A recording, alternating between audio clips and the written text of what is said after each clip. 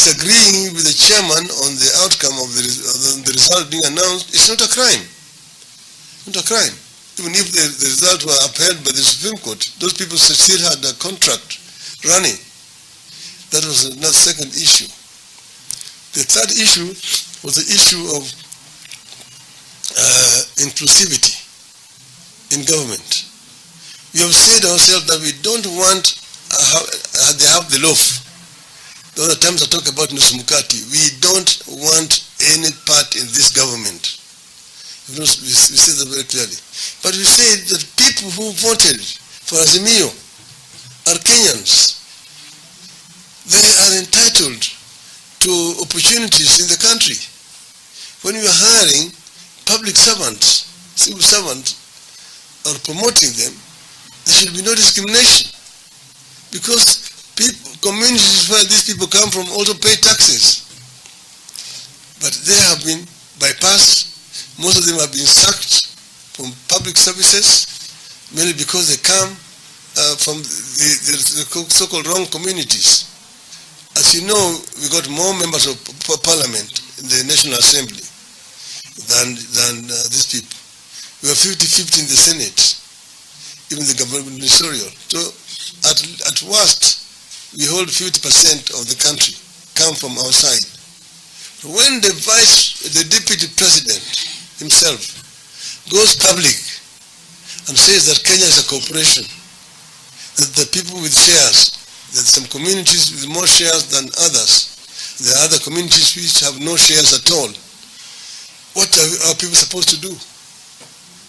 Self-determination. Because what are we doing in Kenya if we have no shares in the government, if our people are not entitled to any kind of opportunities in the country? So that was an issue which was on the table. Then the other one was this invasion of political parties. We have coalitions, two major coalitions, Azimio coalition and Kenya Kwanza coalition. As I mentioned already, Azimio coalition had the majority of members in the National Assembly. But it immediately started invading Azimio coalition by buying leadership of some parties affiliated to Azimio to cross contrary to the coalition agreement that was signed, and also contrary to the Act of Parliament, which requires that if a member of Parliament elected on a particular party's ticket wants to cross the floor, then he has to resign or he loses his seat and goes and recontest in a by-election. I myself, when I disagreed with my party that has sponsored me to Parliament in 1997, I resigned from Parliament and I went and was re-elected by my people back to Parliament. So we are saying that all these members of these other parties, the UDM, for example, the Jubilee members of Parliament, and ODM members who have for all intents and purposes crossed over to the Kenya Kwanza, ought to lose their seats and go and recontest their positions. That was also an issue which is on the table for discussions. So we had very fundamental issues which were being discussed, and these people just absconded and went away. What were we supposed to do? To sit and remain quiet when they then imposed the finance bill on us, now an act of Parliament? The cost of living is rising up. So we have no other option. Then we've also invoked another provision in our constitution, which says that the sovereignty in the Republic of Kenya rests with the people of Kenya. That the people can either exercise it directly or through delegation to elected leaders. So what we've started is to collect signatures of the people to show that they have no confidence in this government. RUTO got supposedly, according to Bukati, 7.1 million. Already you have 8 million signatures signed, authentic people who are registered, who are saying that they have withdrawn their the support for Mr. RUTO and Mr. Gachagua. So this we are also going to present. I think the question was on the cost of living. It's not only affecting Kenya, the world over. We also have the weakening of the dollar and other factors. What, in your opinion, would it be for the cost of living to be brought down? You see, you said, and I said I was talking from experience, as somebody who was run a government also before. You said that you do not deal with the cost of living by increasing taxes. In fact, if you increase taxes, you are increasing the cost of living in the country. They are saying they're increasing taxes because they want to pay debts. And I say that there are other ways in which you can deal with the debt issue, debt crisis, other than just trying to increase taxes to pay those debts. The economy is in recession. So if the economy is in recession, what you do is you create consumption. You inject money into the economy so that people have got money in their pockets that they can spend. And then the economy will revive. So what they have done basically is removing money from people's pockets to be able to pay. So you're in the hole and you're continuing to dig deeper. I don't know who is advising them. But we've got very, very good economists who would advise them better. And that's why I'm saying that SAMIA would have handled this situation differently. But we have been here before, and we got out of it with the former President Mike Kibaki. So, and we can get out of it. All right. We have a question there. Yeah. Go there. Your Excellency, Ruud Elmendorf for the Dutch newspaper, The Telegraaf. I have to be open with you. I was a bit worried last week when the Mandamano started, Wednesday, Thursday, Friday. Normally you're on the forefront of demonstrations. We didn't see you. So what held you back? I didn't get that question. Again? Yes. But I come back. Okay. Huh?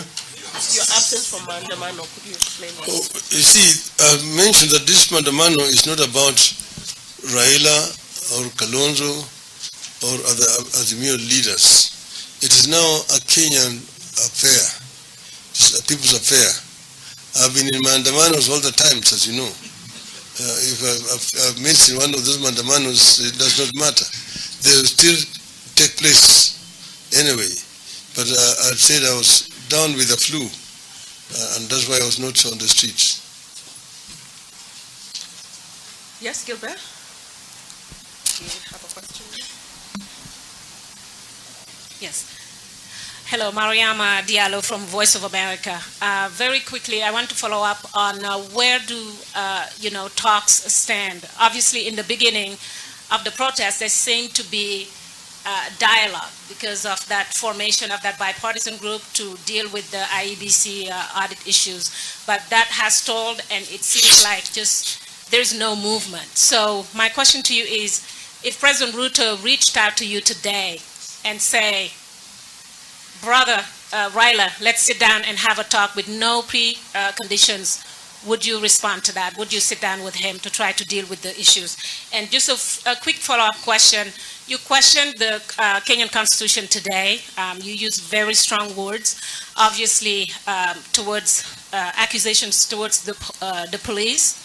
Not feeling protected by that police that is supposed to protect you as a Kenyan and that is supposed to protect you, your people or protesters.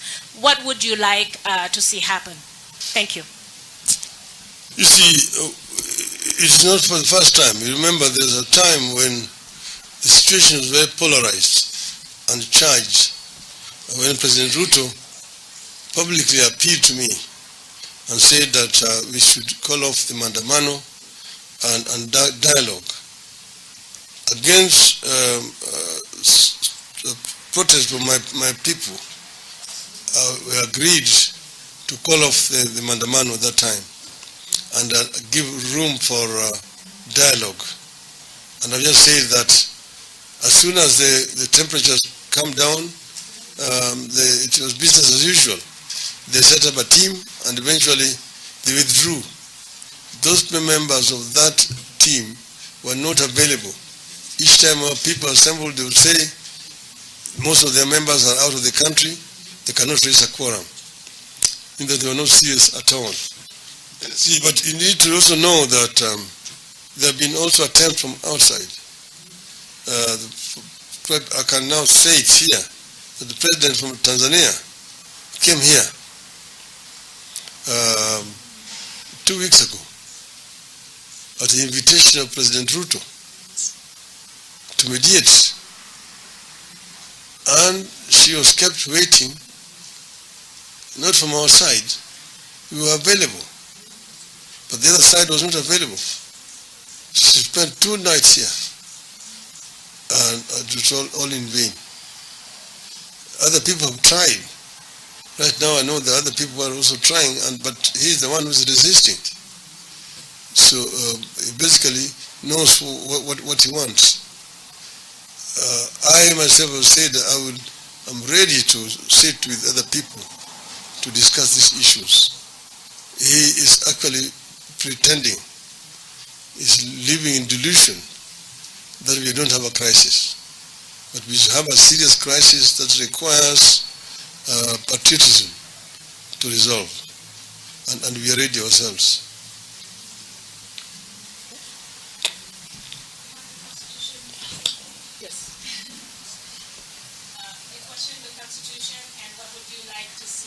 Obviously, there's a police that's here that's supposed to protect all Kenyans. You have very strong words today. You're accusing them, but they also accuse you and your people of protesting illegally. So what would you like to say? I'm saying the police are just like their boss living in delusion. You yourself, you're living here practically. You've seen what I'm talking about. I'm not making it up. The media has been present. You've carried most of this on screens. You've seen them on CNN, seen them on BBC. You see, all the international media has been carrying out those very, very disturbing scenes of the horror of police shooting innocent people. You find a police officer wearing a civilian going out there to Madari Estate and then removing his pistol and shooting a 15-year-old young man and shooting another guy there and running away in full view of camera. Nothing has happened to that police officer. So what we are seeing here, similar to what you can call, you can give international parallels. Tom Makuti, Papa Doc de Bali, the late president or dictator of Haiti. You saw what happened in Liberia. You saw Pol Pot in Cambodia. They've happened in many different parts of the world. The scenes that we're seeing here today, they're not new, but the fate of those regimes is also unknown. Yes, thank you. Evelyn Musambi from the Associated Press. There seems to be a bit of judicial goodwill, at least from the people of Kenya, a bit of reprieve when Okiya Omtata, for example, went to court over the finance bill. Are you planning to take the legal route, the judicial route? Are you going to fight as hard on that front, as hard as you're fighting on the civil route of getting Kenyans to sign and getting Kenyans to protest? No, it has to be a combination. Why? Because these people are not respecting the rulings of the courts. If you take, for example, the finance bill, the court suspended implementation of the finance bill, particularly that section that deals with the raising of the VAT on fuel from 8% to 16%. But the regulator of APR ignored it and implemented the increases directly. In other words, as the process is going on in court, they are busy implementing and defying the court orders. And that's the reason why it cannot be just one process. It has to be both. Okiya Omtata and his team will fight in court, our people will fight on the streets. Yes, Good morning. I would like to know about your position for the Please, Russia-Africa hello, summit. please introduce your name, yourself, and the organization, and take the mic, yes. Thank you. I'm Tilko from ZDF German Television, and I would like to know your position on the Russia-Africa summit, please. Russia-Africa summit, I think it's BRICS. BRICS is not Russia-Africa. Elaborate. Gilbert, just give him to elaborate.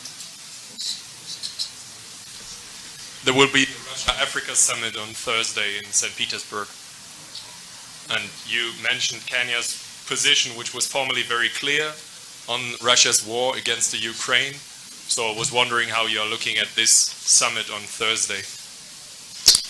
I don't think that at this moment in time it's really time for a summit between Russia, because Russia is involved in a war, a conflict. Just like Ukraine-Africa summit would also not be welcome at the moment. That is a war situation, and Africa needs to take a very firm stand on this issue.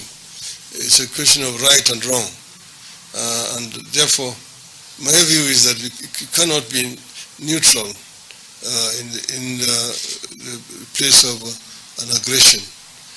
We must take a stand one way or the other. So I'm thinking that Russia-Africa summit at the moment in time is not politically advisable.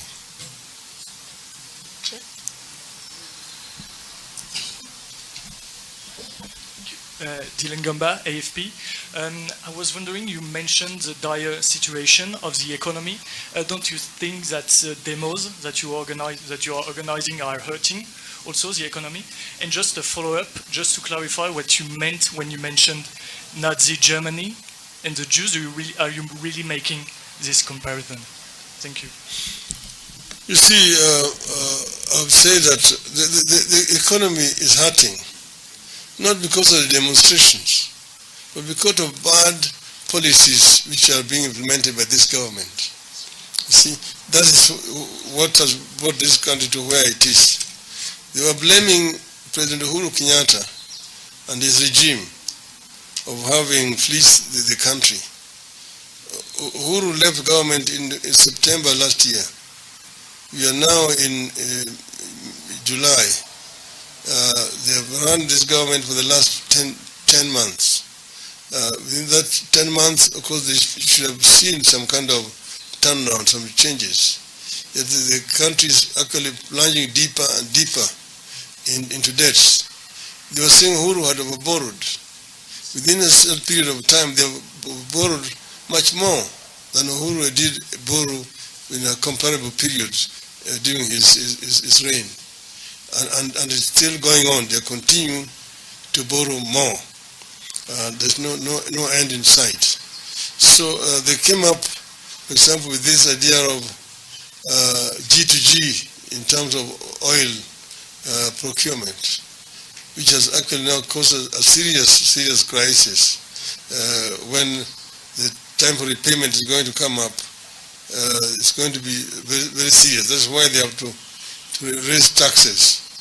Instead of leaving the private sector to deal with oil. I used to be Minister for Energy before, and during my time is when OTS was established. They have abandoned it, and some of the players have migrated to Tanzania, some to Uganda, and so on.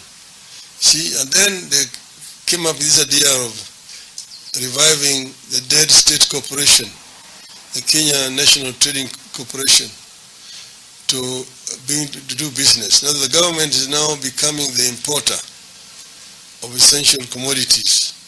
They imported rice, they imported wheat, they imported maize, they imported cooking oil, they're importing sugar, and so on, supposedly to bring down the costs of these commodities on the market.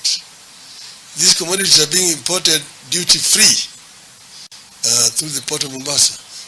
But the retail price is higher than the ones which are produced locally or processed locally by the private companies that used to do it before.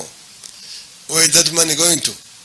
The pocket of the bureaucrats and the ministers of this government. Corruption has gone up more than double since Uhuru left the government. So there are many issues why this government is not coming up, and I just want to assure you, even if they give another 5 years, they will not come up. You got the wrong people in the steering. And this government is going to continue to dig deeper and deeper into the mess. They will not come out of it. What was your second question? Yeah, of course. What they're trying to do, I lived in Germany, by the way, for 8 years. And I can tell you the history of the fascists, how it started. You see, how the Hitler started it as a joke. The emergence of the brown-headed boys, and eventually the final solution, the final solution of the Jews thing, and this is what they're trying to do: target one particular community, and you have a final solution to them. You see, that is what is happening here. So targeted at the Jews, it ended up consuming everybody, including what they call area, the pure Aryans themselves. Millions and millions were killed. So we are saying we don't want Kenya to go that route. Any more questions?